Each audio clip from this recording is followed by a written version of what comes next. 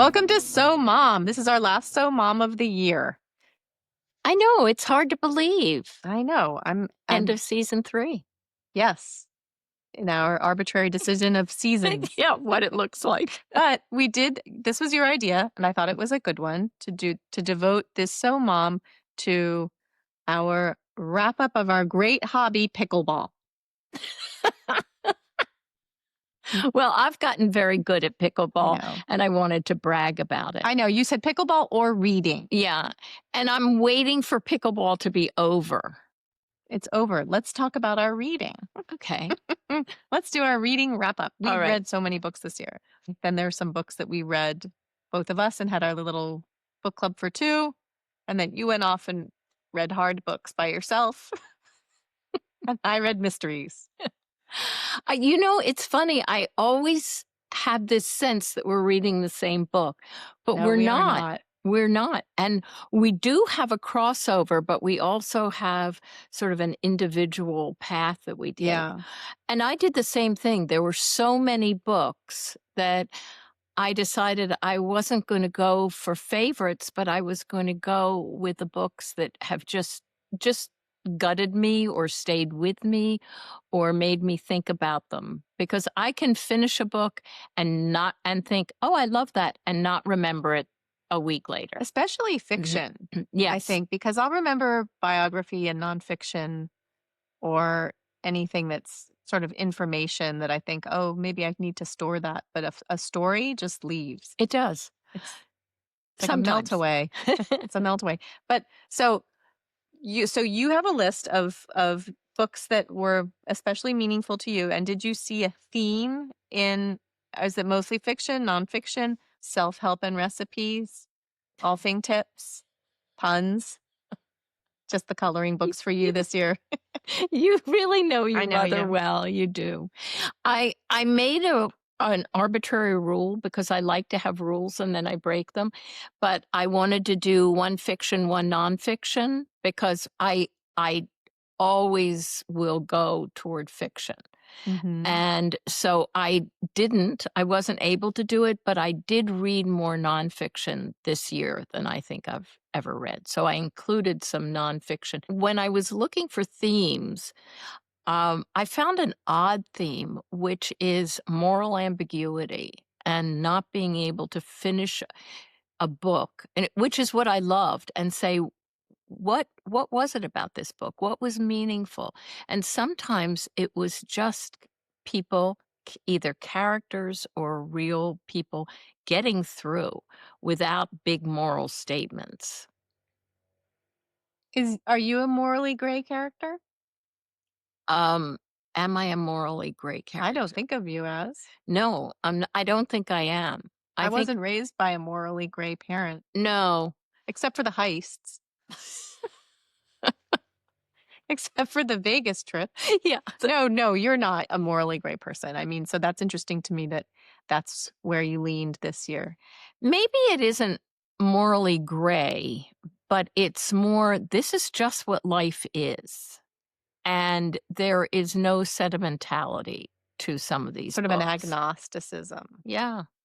Do you have any niche that you enjoy? Like, I love mysteries and crime thriller books. And I realize that I like to go after I've read what I would think of as maybe more of a literary book, or maybe the book that people are all talking about that I read and didn't connect with.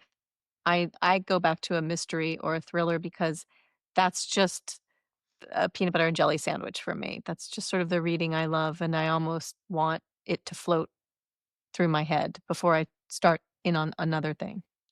It's funny that you have that as your default, because I really don't like mysteries. And I'm so nervous by mysteries that I want to read the end. And if I know what's going to happen, I can read the book. Oh, I no, know. that's not how I like to read. And that's the way I watch scary television. I will Google, how does this end? I'm too tense. So I love quiet books. I love expansive family stories. I think the funniest thing you said was last night when we were driving back from Jason's school function when you said, "I like books that are inside." I Well, I roughly so would divide my reading into indoors and outdoors books for sure. Mysteries take you outside. yeah. I kind of give myself an airing, with mysteries because I have to go outside. But I do love interior self books. So okay, so let's go through some books. Let's talk about nonfiction first. Okay. Okay. Um, in my nonfiction, I was not a great reader of nonfiction this year. I read a biography that I loved because we're going to Austria, and it Yeah. was a story of Alma. I always want to say alma mater, but it's Alma Mahler. She was Gustav Mahler's wife, Oh.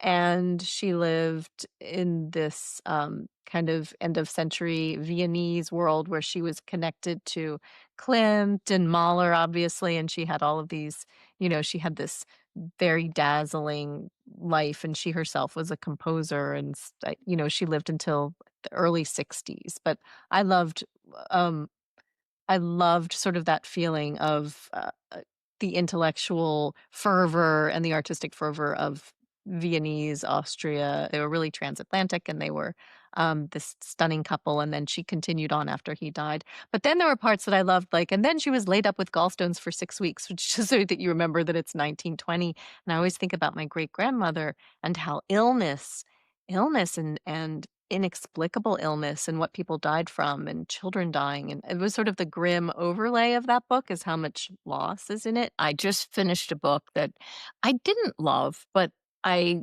enjoyed it enough to keep reading it, but it takes place at the turn of the century. It's called Buckeye, and how one of the characters goes to the cemetery and he looks at the headstone, he hadn't seen it, of his wife. He had fought, I guess, in World War I, and the 3 children he lost. Oof. And Wait, what is this book called? Buckeye. Buckeye. Yeah. Was that and you read that this year? I read it. I just finished it last night. That's so sad. It was sad, but it was It's just part of the story. part of the story. Yeah. Um, I read a book that is, I'm just looking at my pages because I had to write them down. Um, well, I read Everyone Who Is Gone Is Here by Jonathan Blitzer. That was on a lot of roundup lists, It was and I didn't read it. Tell me about that book.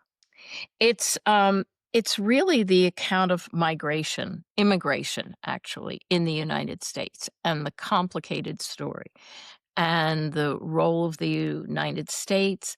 And just as it got heavy into policy, it took some time and thought. It went in a way that I love, which is what I love most about reading, is the narrative, the personal narrative. So throughout the complicated history and the role of the United States, which was not fabulous, and how we created a lot of the problems that we're seeing. But then the author took several characters and gave them a through line story through the book, and that was heartbreaking.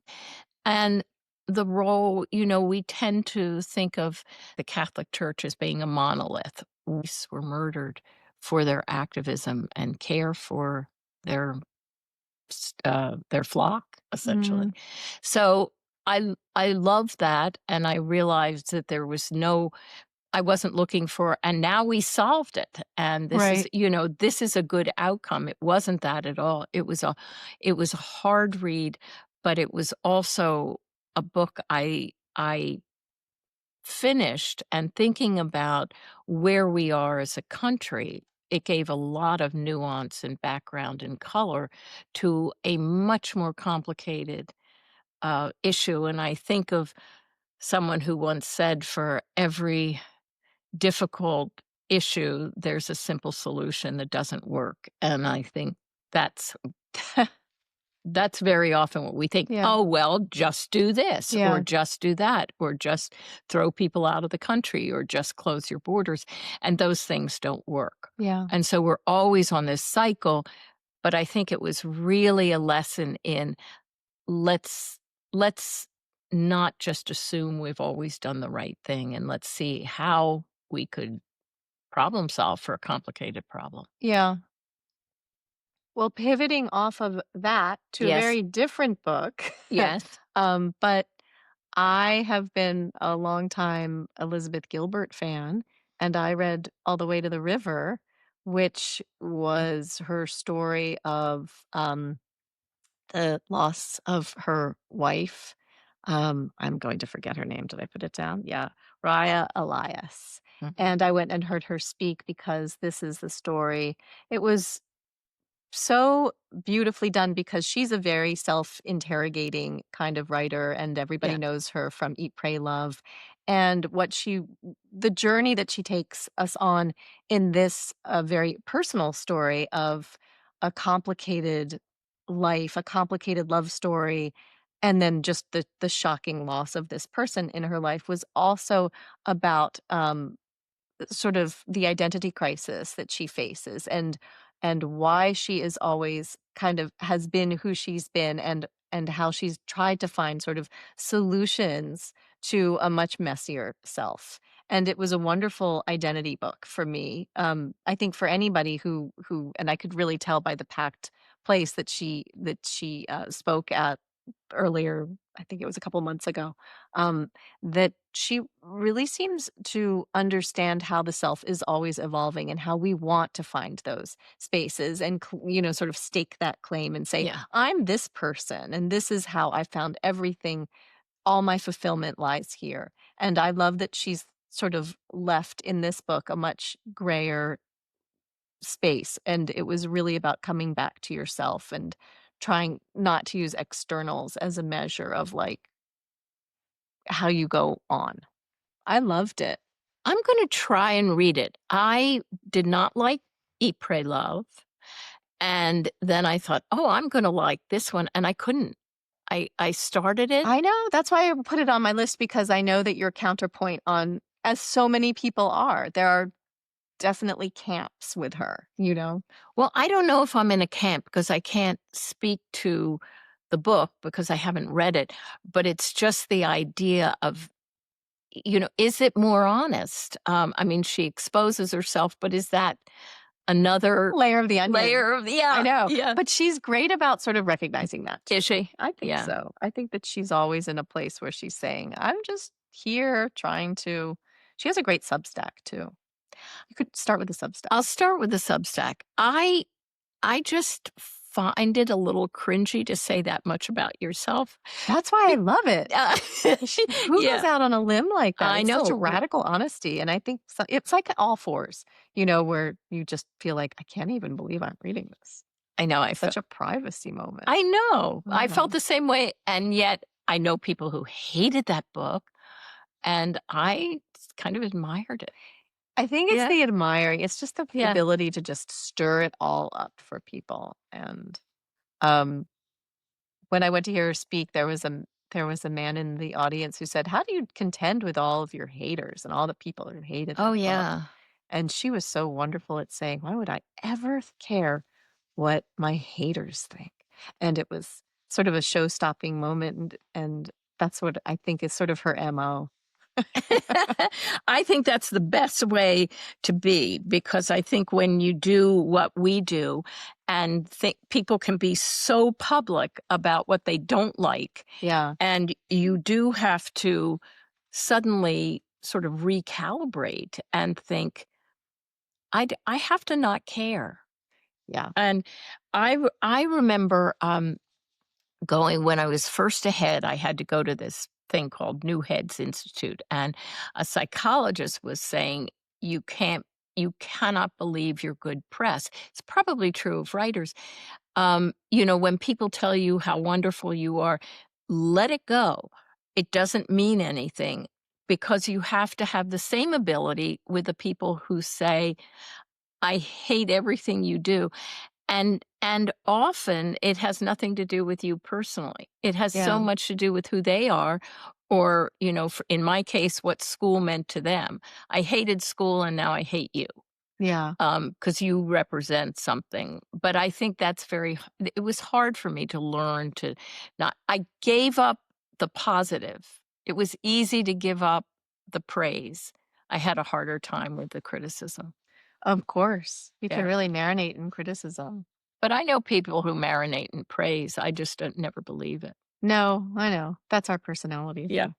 All right. So the one that's very strange that Are I you still in nonfiction? I yes. have to stop because I read a little bit more nonfiction, but Okay, but I want to talk about this book. okay. It's Things in Nature Merely Grow Oh, yeah, yeah, yeah. You told by me that. Young Lee. And she's a brilliant professor. I think she's at Princeton. So is her husband. She had two boys whom she adored. And the first boy, um, I guess they were young men when this happened, but the first boy died by suicide. And she dealt with her grief by writing a fictional story of the two of them meeting after his death and talking about his death and why. And I think it helped her. Then a few years, and the boys were very close. And the second boy walked in front of a train and died by suicide. And so this whole book is about having being the mother and how you do not stop being a mother. And the criticism of the book is that she seemed so cold, and because it wasn't fabric rending, heartbreaking sobbing on the book. She doesn't cry through the book, but her sorrow is so deep and so profound. And she doesn't offer solutions. And its survival is more mechanical than emotional or heroic. She just says, because you have to keep living, Mhm. because you have to. And I loved it that she states that time doesn't heal. It just Mhm. passes. Mhm. That sounds like a really good book. It is so good, and the idea that motherhood isn't a loss. You're still there. And of course, she had always had a hard time telling the story because they would say, "How old are your children?" Right. or Are you a mother?" And she said, so what she resists, and it's part of who she is sort of cultural expectations of grief. Yeah. And I love that because, of course, I think losing a child is a mother's greatest fear.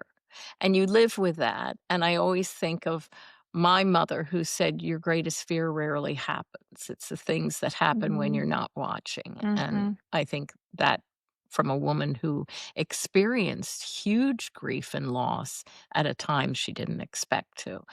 And so I sort of think about myself in that role and realize, no, for me, I'd be in a padded room with the door locked, crying my life away, or something that you just can't imagine the grief. But when you walk through hers, I had such admiration for her. And then she admits that death by suicide is embedded in her as well. So As an gets impulse? as an impulse. Oh, So, well, she apparently early in the marriage had tried to take her life. So she has to address yeah. that this is something A perhaps a genetic. genetic But it's a piece. beautiful book. I recommend I reading might it. read that Yeah. book. Okay. I'll read that's my takeaway. Oh, this Oh, I have more nonfiction, so continue. I'm interested in your nonfiction, so Yeah. give me another one. All right. All right, I will. I read mostly because I get some of my books from the New Yorker briefly noted. I love that. I do too. Me too. I mean, And that's a good one, and so is the New York Times one. and the New York Times. But I love that more than their recommendations sometimes. I always feel those are a little political, but I love their briefly noted and New York Times. I have one on AI that sounds so terrifying I can't read it. Maybe I'll give it to you. Oh. But that Oh, came through the New you read Yorker. Careless People this year, didn't you? I did. Yeah. I did. All right. So my next book is about Robert Louis Stevenson. Yes. Now, Love why Robert Louis Stevenson, the writer who wrote for boys? Every book he read, Did he I went to, what did he what did he write? He wrote for boys. yeah. Did he write Star Trek? No, he wrote, Swiss Family Robinson? yeah, something, yeah, like things like that. Yeah. So, But he had a Yeah. wife He who had had a this story of her own. he had this Did she ever amazing, live in a treehouse? amazing wife. You have to read this book because it really he was so strange. And he would go out west and he would leave her and she would like fight off intruders and build homes. She was also dark skinned. And so the family rejected her. She was older than he was. And they had this crazy love affair that had as much to do with travel Oh. as it did. I'm going to find the book. What is this book called? It's called A Wilder Shore. Who is it by? Camille Perry. A Wilder Shore by Yeah. Camille Perry. So it's creative collaboration. She is really his touch point. And they live outside convention. And so what is the cost? Sometimes they had money, sometimes they didn't, sometimes they lived on islands. I mean, it's a crazy, wonderful story. What are his dates? What are their when? A long time A ago long time ago in a faraway. in a faraway land. They were vicious to his wife. Yeah. They blamed her for everything. And he was basically dying from the minute she met him. I mean, I will use the term Robert Louis Stevenson. Yeah, I will use the term consumptive because I was think it's sort consumptive. of a catch-all for Victorian. And he probably didn't. All right, that sounds like a good book. Okay, it is a good book. Okay. Do right. you have any more nonfiction? If I do, You I'm were a good reader. If you do, you'll just interject them while I'm talking about something else. I could do that with a kind of pompous air. Wait. Okay. All right. So let me look at. Let's talk about Flesh by David. Oh yes, Zale. Let's talk Yeah. about it. yes. This was the novel that won the Booker about the young Hungarian man, and it follows his life into, sort of the unexpected path of his life into riches and the people he meets. And what'd you think? Well, I finished it before you started it. Mm-hmm. And I said, when you finish, we have to talk. And you said, don't say another word because you're always a spoiler. You're the spoiler. The spoiler. I didn't think that was a spoil. It was, though. Because you said we have to talk, which I knew was, I didn't like this. Oh, okay. Fair enough. Fair enough. You're a spoiler without knowing. I guess that's true. I just know all of your tells. Okay. So you said, when I finish this, we have to talk. Yeah. And I was like, okay. All right. She didn't like it. But you don't have any problem saying to me, I love that book. I mean, you wouldn't have been influenced by my not loving that book. I'm just calling it a spoiler. I understand that. But I'm just saying. Oh, you can call me a spoiler. Okay. But you're the spoiler. I didn't love the book. I didn't love the character. I found it contrived. Every time, he had one word that he kept saying and it felt like a TV spoof or something. Oh, yeah. He had his one word. Yeah. And I so didn't like him that I had a hard time with the rest of the book. And I thought, why is this important? Why did this win the Booker? Because men are back. Yeah, for sure. Here's my review of that book. Men are back. No, they're not. Okay, I think that's the best review. Well, he had a very flat affect, and I think it just almost became an experiment of how long I can take this. And that's how I felt. I was like, Yeah. how long can you take all these things happening and having this sort of, that was hard for me because I like to read a certain book. I appreciated that this was a very different kind of story from stories that I like, but it wasn't for me. The funny thing is, now we're both married to men who read a lot. Mm. And I gave it to John because I think of him as being gentle. Mm-hmm. And he's not taken with sort of swashbuckling, whatever. Yeah. And I said, read this. And he read it and liked it very much. Eric liked it too. Oh, did he? Yeah, I think it's kind of Yeah, he didn't understand my problem. That was All my right. year's disappointment. All right, Um, but here's a book we loved. We both which did we loved. both love? Let's talk about it. The Most by Jessica Anthony. I loved that book, So did I. but I forgot it.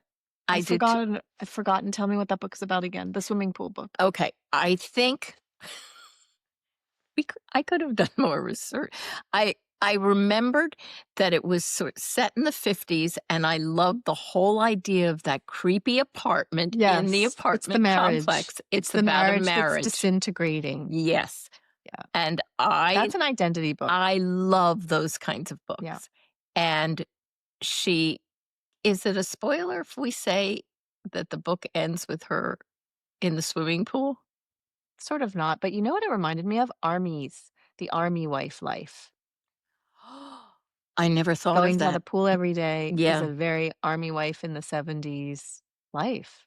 And then just to get out of that little apartment, And just I could have been that woman in the yeah, army, in those horrible warm pools, and she sat on the stairs till practically her skin, day in, day out. nothing to do. It was a good book.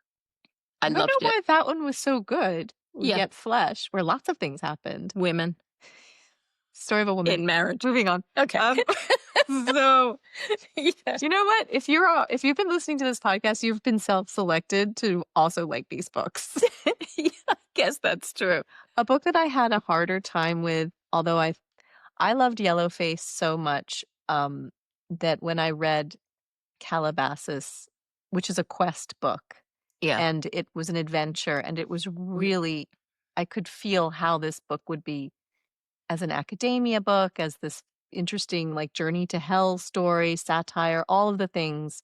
Such a good writer, and I could not find my feet in this book. I couldn't find energy for the journey in that book too, and I think it was because Yellowface was one of my favorite books I've almost ever read. So I have sort of a funny parallel story because I go to Pilates, as you know, and I have this wonderful trainer. What I really love about her is that she's such a reader. And so we share books, and she has to remind me to breathe. And I say, no, Because 'Cause you're just synopsizing I just books? synopsize books. And I go, what have you, She probably doesn't even read books. She's just like, "This how this lady no, because it's true. like, this is what this lady's But all about." Um, but I loved Yellowface. I Mhm. loved it so much. I just couldn't put it down. And I haven't wanted to read Calabasas just from the description. She's just about finished it and loved it. And I said, but have you read Yellowface? And she said she hadn't. Oh, but people I don't think But it's I don't think it's yeah. because I don't think it's an either or. There's a Harry Potter I missed Harry Potter. I have a lot of friends who were teenagers or young, and so they were very into Harry Potter. And there was something in this story, although it's, it's an intellectual, it's a literary book. But I sometimes feel like when I missed the Harry Potter hardwiring for other Yeah. things to come so that I even understand a quest book, which is to me what a Harry Potter world is. I wonder if I will have the same thing because not only did I miss Harry Potter, you all missed Harry Potter. I didn't read it to you and therefore never read it. And as a educator, I was always I read it to my kids as a chore. yeah. Oh, okay. Oh, the calculation of volume. I wanted this is a translation, Solveig Ball. Uh-huh. I've read 2 volumes of The Calculation of Volume, book 1 and book 2, and this is about a woman who wakes up and realizes that it's November 18th, every day. So the first volume is just trying to navigate the trap of what this would be, and there are definitely rules, like she has credit cards, she can travel, she can do things, but November 18th as a day, it's set outside Paris, is just going to happen no matter what she does. So the first volume is kind of understanding the rules of the game. The second volume is the hacking the plan and trying to figure it out. And they both of them end on cliffhangers. And so now I have to get volume 3. I don't know if it's available, but this has been the November 18th, like living. It's a really an identity book again, too, because it's sort of strip away context, strip away your life except for yourself. You're the thing that keeps growing and changing and has memories, but you have to reset to this day every day, and she's living hundreds of November 18th. It's so good. Is it? Would I like it? Yes, you would like it. I would. Because she pulls you right into you're the game player, really, because she's making decisions that all make sense. And so you would be kind of like, "Yes, let's do that next. Let's figure that out." Really? Yeah, they're translations. I guess Oh, there's 7 of them. Go go read those books. okay, I I've given will. a lot of spoilers in this. So a book I read that I had heard about, I saw it again, I think in the New Yorker, is Small Boat by Vincent Oh, Delacroix. yeah, I haven't read that one either. It's based on a true story. And migrant boats take off from one shore, like from England to Paris, and they have to watch all night. That's what they do. They watch these boats come in. And if they land in Paris, they are taken care of, I think, and if they have to be sent back to England, then they're deported. And so a woman this is her job, and she's a mother, and she's divorced, and she really adores this daughter of hers, but she distanced her love of mother and watching these people, and they've become somewhat dehumanized to her because she thinks, "Why are you so stupid to get in this boat that can barely cross the channel wherever they're crossing? Mm, And why do I have to be the one?" And so I think she's watching this boat, and she's talking to the leader. The boat's taking on water, and he has a telephone. I mean, he has a phone. And she so her mind is going, how are you so destitute and yet you have a phone? yeah, And what's going on? He's the leader of the group. And she keeps saying, just hold on. Help is coming. And he keeps saying, when is it coming? And he's responsible for these 12 people, or 14 people on the boat. And you're left with this sense of, what would I do? How desensitized can people become? yeah, And I think that's the point. yes. But it's a very powerful, very um, small book and Yeah, hard to read. yeah. That's quasi fiction. I sort of want to give a little shout out to a few of the crime stories. I like to follow your Oh yeah. deep philosophical, thoughtful books with my little No, buzzy you're books. such a great reader. But I did wait, I've put them somewhere. I read a few. These are my quick picks in mystery and crime. Oh, good. I read Impossible Fortune by Richard Osman. And that is a puzzle driven mystery centered on an eccentric ensemble cast. It's very funny. I mean, Richard Osman books are really, really hilarious. Death at the White Hart. This was about a murder in an old tavern setting, sort of, I think it's Welsh, and it's like a classic whodunit, Uh-huh. which is my favorite. Then I read Laura Lippman, Murder Takes a Vacation. I Now, like Laura now Lippman. Laura Lippman does these gritty crime Tess Moynihan books. This is one of I think she's Tess Moynihan's assistant. Her name is Muriel Blossom.